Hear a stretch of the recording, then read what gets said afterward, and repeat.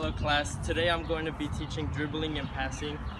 Some of the equipment you will need will be a soccer ball, some cones, and appropriate footwear, so soccer cleats, most preferably.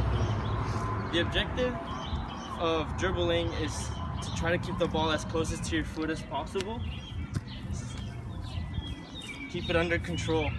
And for passing, just try to be accurate. Both of these skills are very crucial to the game of soccer.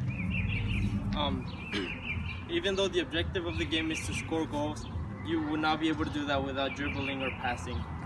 So dribbling the ball is your primary method to move it up the field.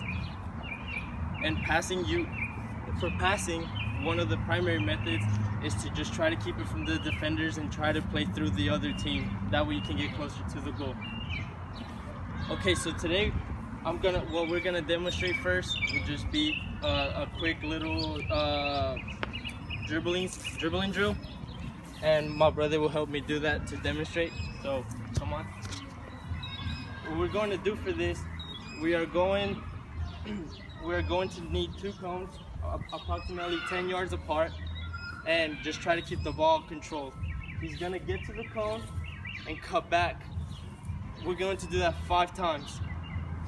1 back and forth will be 1. So go. Make sure you're keeping it under control. Good. That's 1.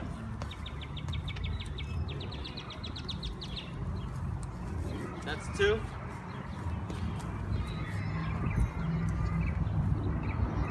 That's 3.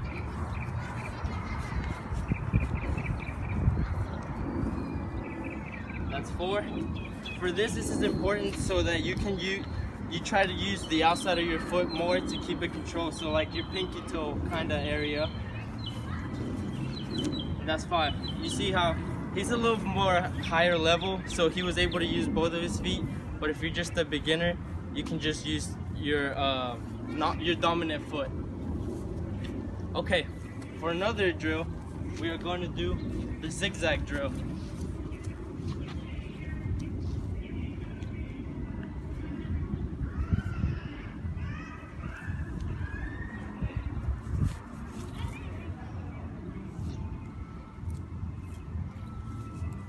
Make sure you're using a few cones, 8 to 10 most preferably, or 1 feet apart.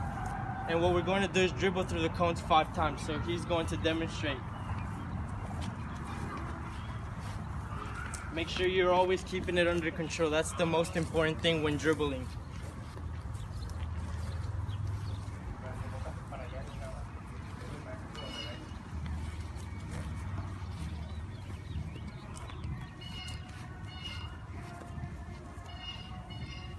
You see how he's using both of his feet?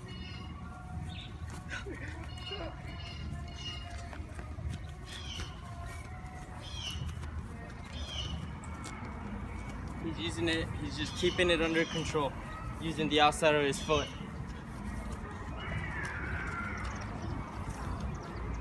Okay, well done. Okay, so now for a beginner, we are going to do the exact same thing, but we are going to expand the cones and give them more sets, that way they're getting more repetition. So he's going to demonstrate.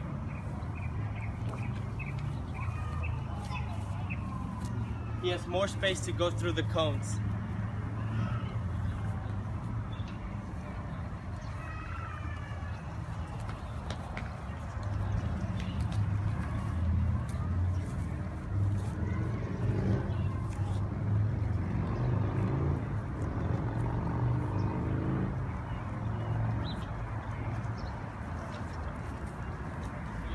That's good for dribbling. Now we're going to move on to passing.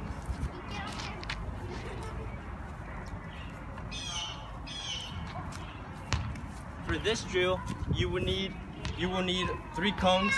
Approximately, I don't have much space, so I'm going to be using this space, but I would say 15 to 20 yards, the space between the cones. And now we are going to demonstrate.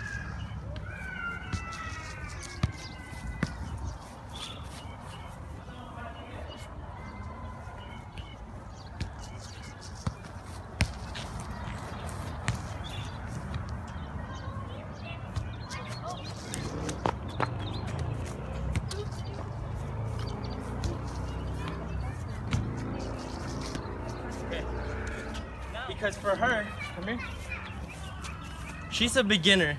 So a good modification for her would just try to make this smaller.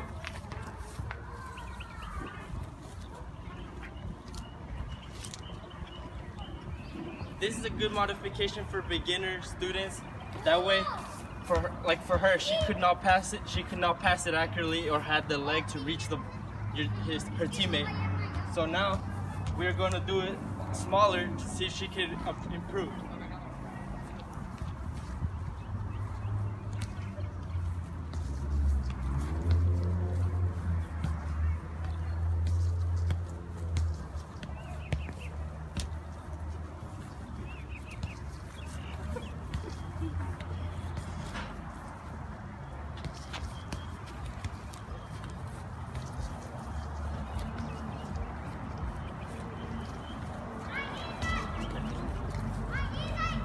Alright, see how that was so much easier for her?